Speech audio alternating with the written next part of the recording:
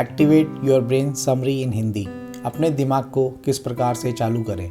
Hello दोस्तों, activate your brain हमें बताती है कि हमारा दिमाग कैसे काम करता है और हम कैसे इस पर बखूबी काबू पा सकते हैं। बहुत सारी साइंटिफिक स्टडीज़ और रिसर्च की मदद से यह कहानी हमें बताती है कि कैसे हम अपने दिमाग की ताकत को बढ़ा सकते हैं और उसे अच्छे से इस्तेमाल कर सकते हैं और सफलता हासिल कर सकते हैं। यह बुक किन के लिए है? वे जो अपने दिमाग के काम करने के तरीके के बारे में जानना चाहते हैं, वे जो एक अच्छे रिश्ते की शुरुआत करना चाहते हैं, वे जो अपने दिमाग की सेहत का बखूबी ख्याल रखना चाहते हैं। लेखक स्टॉक जी हरोल्ड एक लेखक और एक स्पीकर हैं। उन्होंने अपने काम के लिए एमी अवार्ड भी जीता है। स्टॉक अपने दिमाग के व्यवहार को समझने के लिए जाने जाते हैं। उनका यही ज्ञान उनके प्रोग्राम को कामयाबी की तरफ ले जा रहा है। यह किताब हमें क्यों पढ़नी चाहिए? अपने दिमाग का इस्तेमाल करना सीखें। दिमाग शरीर का एक अहम हिस्सा होता है। हम रोज़ जो भी काम करते हैं उसमें दिमाग का बहुत बड़ा भाग होता है। इसलिए ये ज़रूरी है कि हम इसके काम करने के तरीके के बारे में जानें और उस जानकारी की मदद से अपने दिमाग का ख्याल रखें। यह किताब हमें बताती है कि हमारा दिमाग किन किन भागों में बटा हुआ है और उन भागों को किस किस कामों में बांटा गया है। इस किताब की मदद से हम सीखेंगे कैसे हम अपने रिश्ते को मजबूत बना सकते हैं। अंत में हम देखेंगे कि कौन कौन से तरीक़ों से हम अपने दिमाग को सेहतमंद और बीमारियों से दूर रख सकते हैं, जिससे दिमाग हमेशा लंबे समय तक हमारा साथ दे सके। दोस्तों, इसे पढ़कर आप सीखेंगे कि वो क्या है जो जानवरों से हमें अलग बनाता है। इच्छा शक्ति कैसे आपको सफलता दिलाने में आपकी मदद कर सकती है। नींद और आराम आपके दिमाग के लिए क्यों बेहद ज़रूरी है। हमारा दिमाग 3 हिस्सों में बटा हुआ है। पिछले 20 सालों में हमने जो जानकारी हासिल की है उससे हमें यह पता चला है कि हमारा दिमाग 3 भागों में बांटा जा सकता है, जिसमें से 2 भाग चिंपैंजी से मिलते हैं और 1 भाग हमें उनसे अलग करता है। आइए देखते हैं ये 3 भाग कौन से हैं और इनके क्या क्या नाम हैं। रेप्टिलियन ब्रेन, यह हमारे दिमाग का वह हिस्सा है जिसे हम काबू नहीं कर सकते। यह दिमाग हमारे शरीर की ज़रूरत के हिसाब से काम करता है। जैसे जब आपके शरीर में एनर्जी की कमी होने लगती है तब आपको भूख लगने लगती है। भूख का एहसास दिलाने का काम यही दिमाग करता है, जिसे हम काबू नहीं कर सकते। अगर आप चाहें कि खाना खाने के बाद तुरंत आपको दोबारा भूख लग जाए तो आप ऐसा नहीं कर सकते।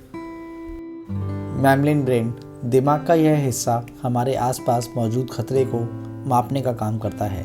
दिमाग के इसी हिस्से की वजह से हम भावनाओं को महसूस कर पाते हैं। डर, गुस्सा, खुशी, दुख जैसी दूसरी भावना पैदा करने का काम इसी हिस्से का होता है। ह्यूमन ब्रेन, दिमाग का यही हिस्सा हमें दूसरे जानवरों से अलग बनाता है। इस हिस्से का काम होता है सूझबूझ से काम लेना, भावनाओं पर काबू पाना और अपने आसपास की चीज़ों को समझना। मैमेलियन ब्रेन और ह्यूमन ब्रेन एक साथ काम करते हैं।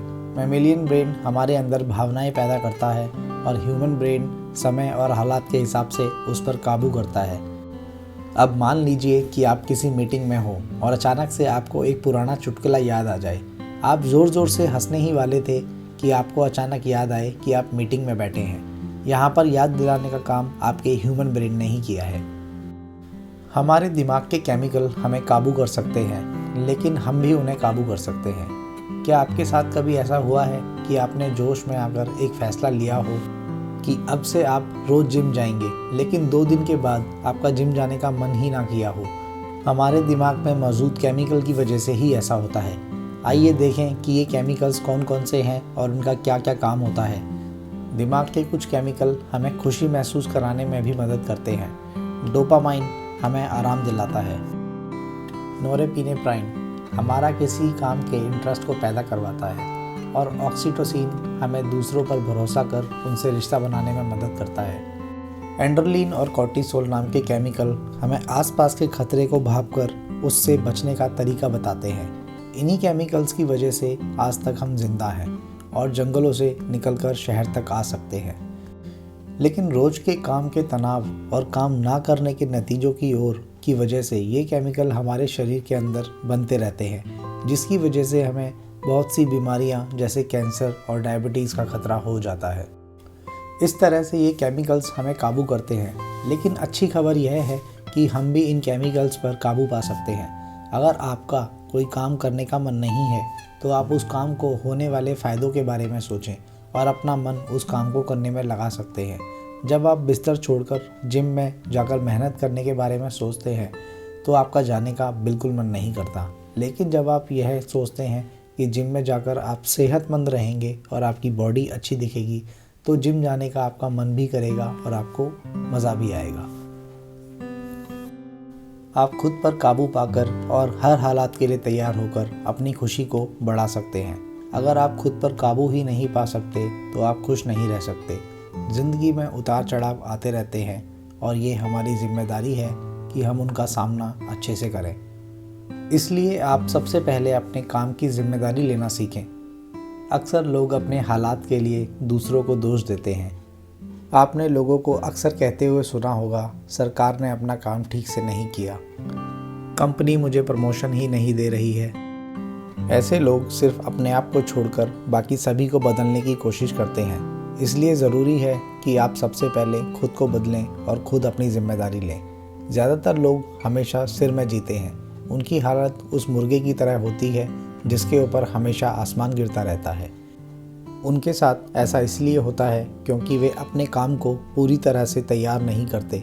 अगर आप कोई काम करने जा रहे हैं और आपको डर लगा रहा है कि आपसे कुछ गलतियां हो जाएंगी, तो आप अपने को उस हर गलती के लिए तैयार कर लीजिए। आप उन गलतियों की एक लिस्ट बना लीजिए और हर गलती को सुलझाने का एक नया तरीका खोज लीजिए। अपनी मंजिल को हासिल करने के लिए आपके पास एक मजबूत इच्छा शक्ति होनी चाहिए। 1970 में वॉल्टर मिशेल ने बच्चों पर मार्शमैलो स्टडी की। इस स्टडी में उन्होंने बच्चों से कहा कि अगर वो अपने टेबल पर रखे हुए मार्शमैलो को खाने से खुद को आधे घंटे रोक सकते हैं तो उन्हें 2 मार्शमैलो खाने को दिए जाएंगे। दोस्तों, इस छोटी सी स्टडी में यह सामने आया कि जिन बच्चों ने खुद पर काबू पा लिया वह आगे चलकर सफल हुए। इस आसान सी स्टडी से यह बात साफ हो गई कि अगर आपकी इच्छा शक्ति मजबूत हो तो आप एक दिन सफलता ज़रूर प्राप्त करेंगे।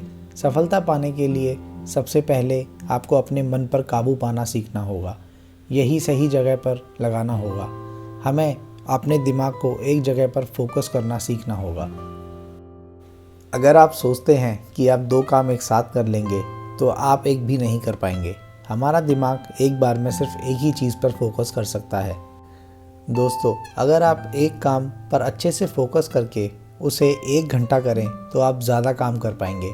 लेकिन अगर आप ये सोचें कि आप 2 काम एक साथ करेंगे तो आप 4 घंटे उस काम को करके भी उस 1 घंटे के बराबर काम नहीं कर पाएंगे।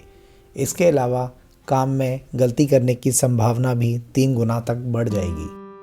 एक स्टडी में पाया गया कि अगर आपके काम को दूसरे लोग देख रहे होंगे तो आप वो काम अच्छे से करने की कोशिश करेंगे।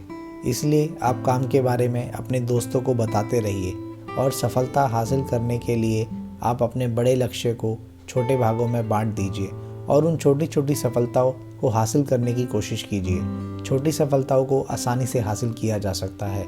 इससे आपका हौसला भी बढ़ेगा। ऑक्सीटोसिन हमें दूसरों से अच्छे रिश्ते बनाने में मदद करता है।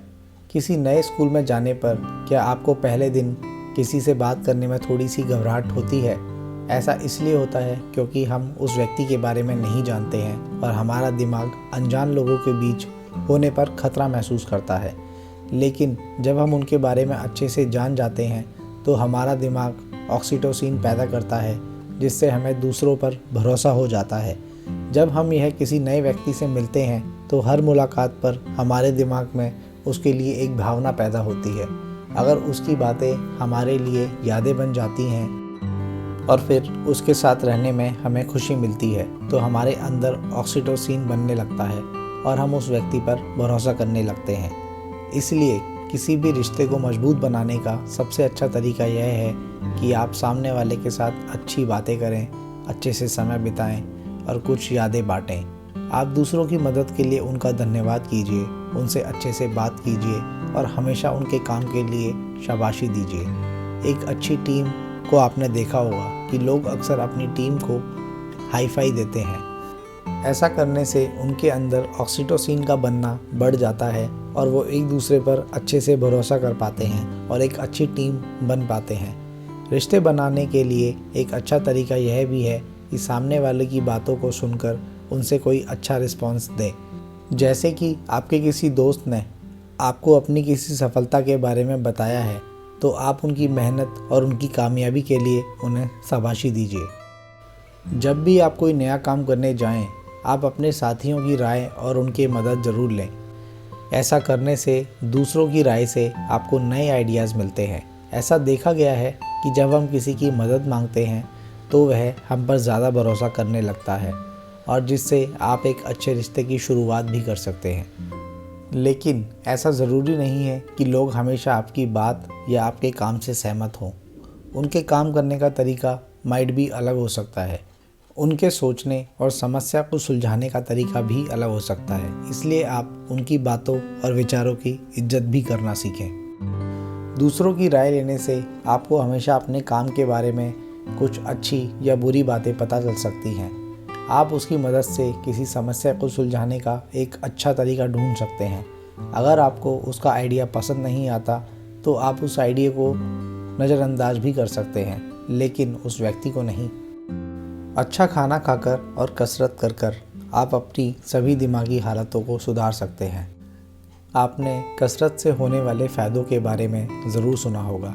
आइए देखें कि किस तरह से ये एक अच्छी सेहत हासिल करने में हमारी मदद करते हैं। कसरत करने से हमारा दिमाग ड्राइड न्यूट्रोफिक फैक्टर नाम के केमिकल को बनाता है, जिससे हमारे सेल्स रिपेयर होते हैं और साथ ही साथ दिमाग बढ़ने में भी मदद मिलती है और स्पाइसेस के बीच का कनेक्शन मजबूत होता है। आप मानसिक कसरत की मदद से भी ये फ़ायदे पा सकते हैं, जिससे हमारा दिमाग सेहतमंद रहता है। कसरत करने से हमारा दिमाग वो केमिकल पैदा करता है जिससे तनाव और बेचैनी कम होती है। हमारे दिमाग को अच्छे से काम करने के लिए अच्छे खाने की भी ज़रूरत होती है। इसलिए आप अपने खान पान का खासकर ध्यान दीजिए। अपने खाने पीने में सही मात्रा में ग्लूकोज, फैट, प्रोटीन और अदर माइक्रोन्यूट्रिएंट लीजिए, जिससे आपका शरीर और आपका दिमाग अच्छे से काम कर सके। आप पैकेट के खाने से जितना दूर रहेंगे उतना ही आपकी सेहत के लिए अच्छा होगा। आप फल खाइए, बेर खाइए, याददाश्त अच्छी होगी। सेब खाने से आपका दिमाग तेज होगा। चॉकलेट खाने से हार्ट अटैक का खतरा कम होगा और मेवा खाने से आपको चीज़ें लंबे समय तक याद रहेंगी। खाने के अलावा पानी भी पीना बहुत ज़रूरी है। हमारे दिमाग का 75% हिस्सा पानी से ही बना होता है। इसलिए आप एक दिन में जितना पानी पी सकते हैं उतना पानी पीजिए। तनाव से सबसे ज़्यादा छुटकारा पाने का तरीका है सोना और आराम करना। क्या आप हमेशा तनाव में रहते हैं? क्या आप अपने काम पर फोकस नहीं कर पाते? या आप किसी छोटे काम में भी उलझ जाते हैं? अगर आपके इन सभी क्वेश्चंस का आंसर हाँ है तो आपको नींद की ज़रूरत है। सोने से हमारा दिमाग कार्टिसोल नाम के हार्मोन को बनाना कम कर देता है, जिससे हमें तनाव से राहत मिलती है। आपका दिमाग भी आपके शरीर के जैसा ही होता है। ये काम करते करते थक जाता है और इसे भी आराम की ज़रूरत पड़ती है। इसलिए आपकी नींद से समझौता ना करें और अच्छे से सोएं। अच्छी नींद लेने से हम बहुत सी बीमारियों से बचे रहते हैं। हमें चीज़ें लंबे समय तक याद रहती हैं और हमारे अंदर तनाव भी कम होता है। नींद के अलावा आराम करना भी बहुत ज़रूरी है। एक रिसर्च में ये बात सामने आई कि अगर आप एक हफ्ते में एक दिन आराम करें तो बाकी के 6 दिन आप बहुत अच्छे से काम कर पाएंगे। इसलिए आप कभी कभी काम से आराम लेकर कुछ किताबें पढ़ लीजिए या कहीं घूमने चले जाइए। हमारे सबकॉन्शियस माइंड में समस्या सुलझाने की गजब की ताकत होती है। इसलिए आप अपने दिमाग को ठंडा रखिए, जिससे आपका सबकॉन्शियस माइंड काम कर सके।